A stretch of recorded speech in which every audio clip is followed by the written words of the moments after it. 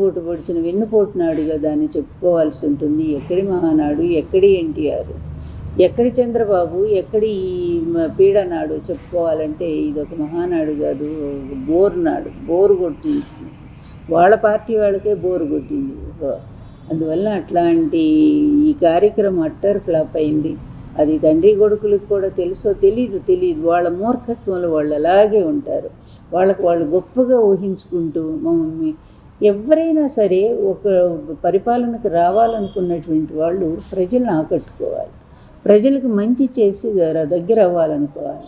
ఈ విధంగా ప్రజల్ని ఊళ్ళకు ఊళ్ళు బెదిరించి దళితులందరిని ఊళ్ళలోంచి తరిమేస్తా ఆడపిల్లల్ని అన్యాయంగా చెరుస్తున్నటువంటి వాళ్ళకి అండగా ఉంటూ పవన్ కూడా అట్లా తోడయ్యాడు, వాళ్ళకి తోడయ్యాడు.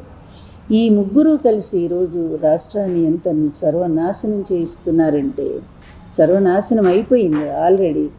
ఎక్కడికో పోవాల్సినటువంటి ఆంధ్రప్రదేశ్ ఎంత పెద్ద పెద్ద పరిశ్రమలు వచ్చినాయో అవన్నీ ఇప్పుడు ఎక్కడున్నాయో కూడా అడ్రస్ లేకుండా కేవలం ఒక ఎవరో కోసం పెద్ద పెద్ద పారిశ్రామికవేత్తలను కూడా తరిమేసే పరిస్థితి ఈరోజు. ఆ బాంబే నటి ఎవరు, ఆమె కోసం అటువంటి జిందాల్ సంస్థనే తరిమేసినటువంటి ఘనత ఒక చంద్రబాబుకే దక్కుతుంది. నా దృష్టిలో ఈ చంద్రబాబు రాజకీయవేత్త కాదు. అలాగే లోకేష్ అంతకంటే చెప్పాలి అంటే అసలు అంత పనికి మాలినవాడు, పనికి మాలినవాడు. అట్లాంటి వాడిని ప్రజలు ఎవరు కాదు, పార్టీ కూడా ఊహించలేదు.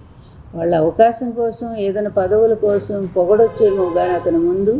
కానీ బయట అందరికీ తెలుసు, మేధావులు కానీ ప్రజలు కానీ ఎవరు యాక్సెప్ట్ చేయని వాళ్ళు ఎవరంటే ఈ తండ్రి కొడుకు.